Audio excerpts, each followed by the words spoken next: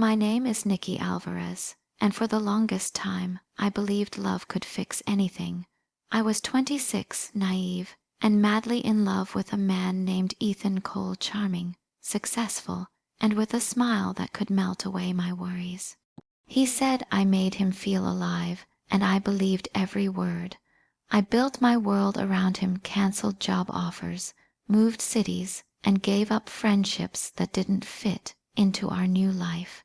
It wasn't just love, it was worship. I became so busy being his support that I forgot who I was, but the cracks began to show late night calls, distant eyes, and perfume on his shirt that wasn't mine. When I asked, he laughed, kissed my forehead, and told me I was being paranoid.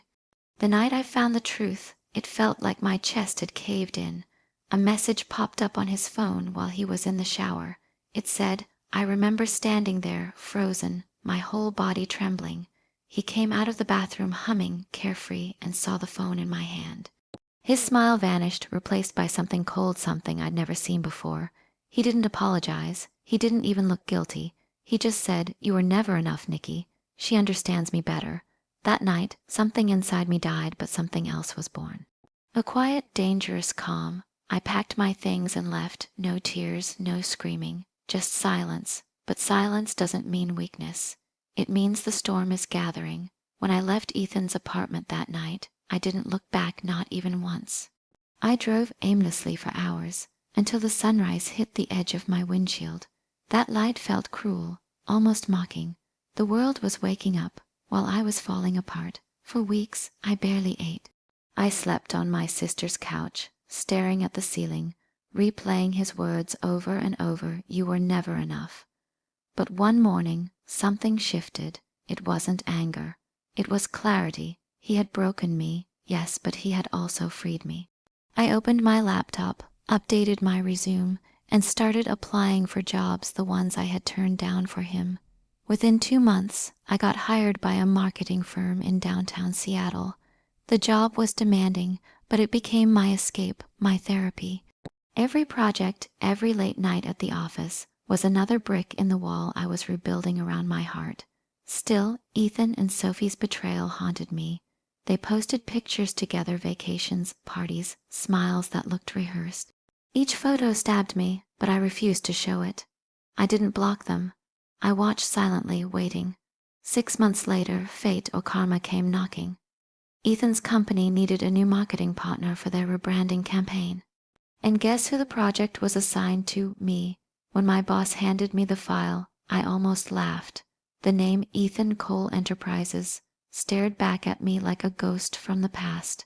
I had 2 choices: decline the project and move on, or face him, face them, and show them the woman I'd become. I chose the second. The first meeting was electric. Ethan walked into the boardroom, confident as ever, until he saw me sitting at the head of the table.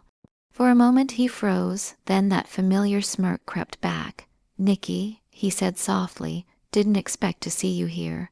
I smiled, calm and professional. "Well," I said, "life's full of surprises." Every presentation, every email, every interaction after that was a chess move. I wasn't there to scream or accuse. I was there to rise right in front of him. Sophie tried to avoid me. She'd show up at events clinging to Ethan's arm, her laughter too loud, her eyes too empty. She couldn't even meet my gaze. One night during a corporate dinner, Ethan cornered me. He said, "You've changed, Nikki. There's something dangerous about you now." I leaned in and whispered, "You taught me how to survive without love. Thank you for that." He looked shaken for the first time. That's when I knew I didn't need to destroy him. He was already doing that himself. By the time the campaign was halfway done, Ethan's confidence began to crack. The company was struggling. Rumors of his mishandling funds were spreading. I didn't have to expose him. He was doing it himself. But my revenge wasn't about ruining him publicly. It was about reclaiming my power, my voice, the one he once made me doubt. During the final presentation, the boardroom was packed. Investors, executives, everyone was there. I stood in front of the screen, calm and poised, presenting the numbers. The brand strategy, everything Ethan had dismissed as too ambitious, when I'd once shared similar ideas with him years ago. When the applause echoed through the room, I looked straight at him. His face was pale, his hands trembling slightly. For a moment, I saw regret flash in his eyes, but I didn't feel pity. Not anymore. After the meeting, he followed me out into the hallway. "Nikki, wait," he said quietly. I stopped. He looked smaller now, not physically, but in presence. "I made mistakes," he said, voice trembling. "I shouldn't have treated you that way. You didn't deserve it." I took a slow breath, meeting his gaze. "You're right," I said softly. "I didn't." He looked as if he wanted to say more, but I turned away. For the first time in years, I didn't feel broken, I felt free. That night, I went home, poured myself a glass of wine, and opened my journal. I wrote, "Revenge isn't always loud. Sometimes it's the sound of your own laughter echoing in peace." A year later, I launched my own marketing agency, one that focused on empowering women who'd been underestimated or silenced. It took time, patience, and pain, but I built something real.